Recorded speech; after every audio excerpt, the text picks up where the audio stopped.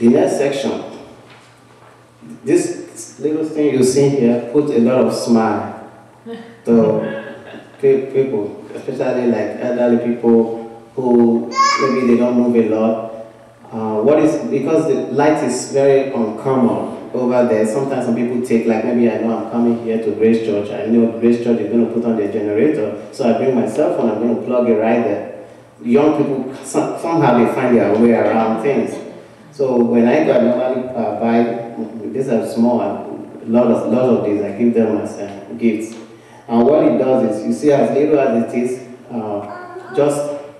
there are different styles. You have the one that flips, it's like a cell phone. While you're driving outside, just face it to the sun, and it powers your cell phone. Or MP3, they are not used to, they just want basic light. So it powers your cell phone. You have these jacks to give you different points of, whatever, we have cell phone, different jacks that, that's what this is for. But actually, this picks the light from the power from the sun and converts it to a 5 volts, and then straight to your cell phone. So this is very, very handy. They love it. So this, why I'm showing this is because we don't have to power the whole house with solar. Little things like this make difference to them over there. And actually, those were the areas I started with before embarking on the big ones. So that is any question there? Okay, we'll move on.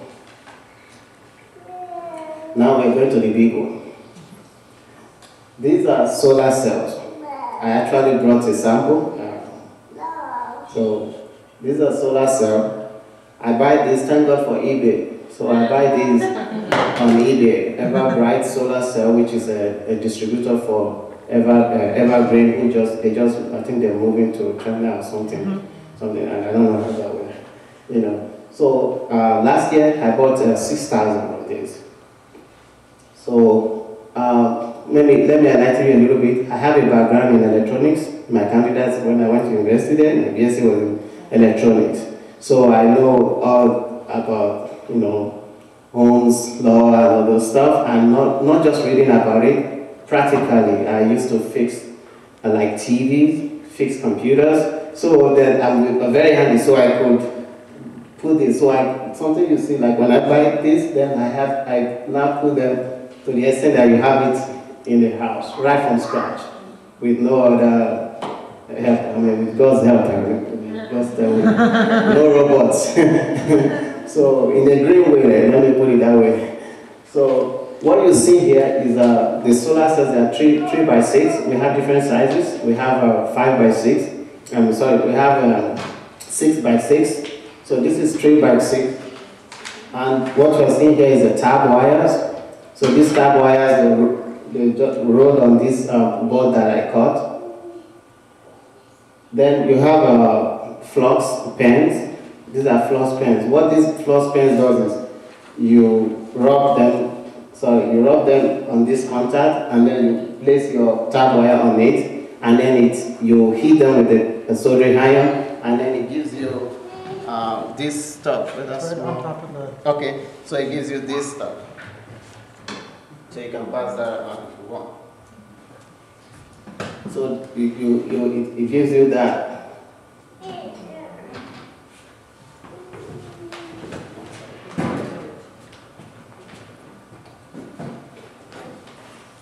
Anything you say about this cost here, they could vary because I get stuff from eBay, and eBay is an independent.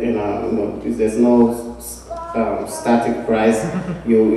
Today you might see a particular price. It might be more, it might be less. So but in average, they cost like $2 per cell.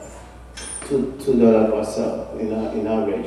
So, and the technical specs is about 2.4 watts, and they are 0.5 volts. 0.5 volts. I won't go too much because I don't go into what that means to power a whole house, right from half a volt to 120 volts. Not only that, it's not just meeting the volts required, it's the wattage, which is the big thing there. So the next slide.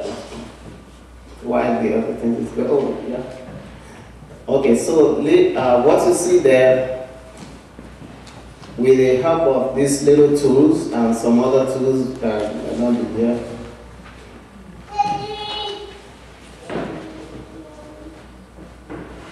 This is the tap wire rolls. This is the flux liquid. That's an ammeter. And this is a soldering flux. And this is another tab wire. These things are the ceramic spacers. Which, spacers. It's not like a solar thing, but it helps you space them. You can see people who lay ties, they use them. So from that little thing, if I space them like that, then I lay the tap wires. There's a methodology on laying them. You have the one that goes behind. I will not go into more details, but you can see where it's starting from that little things. Then when it gets to this point, now this is a connected. This thing you're seeing now is now connected. I've worked out some. I used to create like a standard 12 volts or 18 volts per module. This is because it's something I'm shipping outside the US. I don't finish the framework here because it's going to add more to my shipping cost. So I came up with this idea of laying it this way, then I have it laminated, then it's lighter for me to carry or ship. Because I ship about 200, sometimes 400 of this. So imagine the weight. So the next thing I'm going to pass on to you is you're going to see the real form of this. So don't worry, they're fragile, but don't worry, don't be too careful. This already passed they failed my QC test, the quality control. So, but just for you to see. So what you're seeing there is, they're very fragile. They break, they cannot stand their own weight. Very fragile. I've started hearing some pam. It's okay.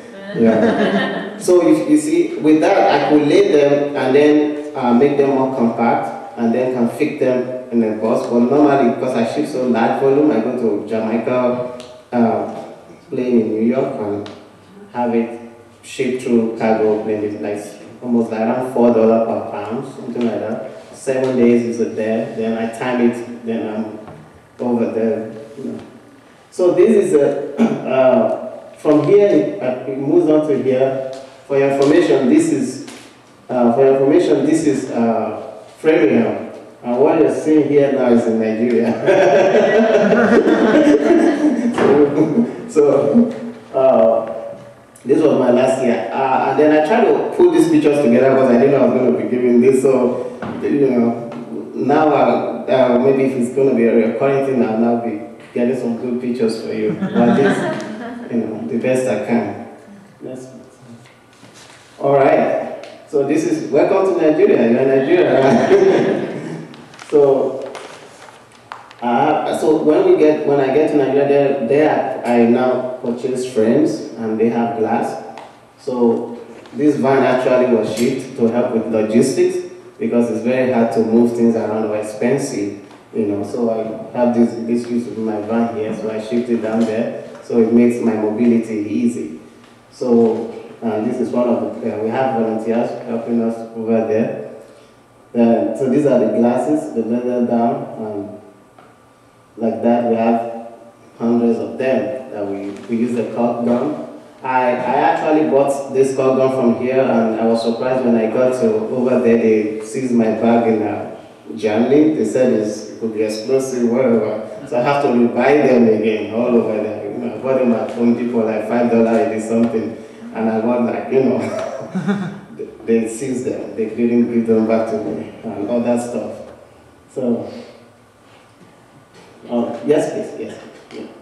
So from the glass you've seen and from what you're seeing right here, we now have them into the frame. Have the glass.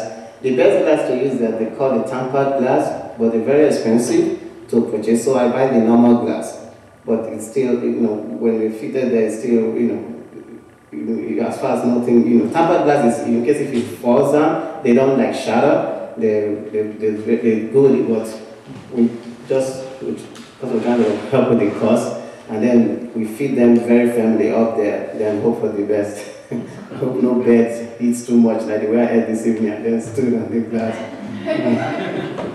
So then that's me, sorry, that's me. Can you imagine? So we have many of these now on the floor ready to go up. So that's like this. So are you doing that work at the home where you're going to be installing them? Yeah, it depends, because we have, due to logistics, we have a place we now make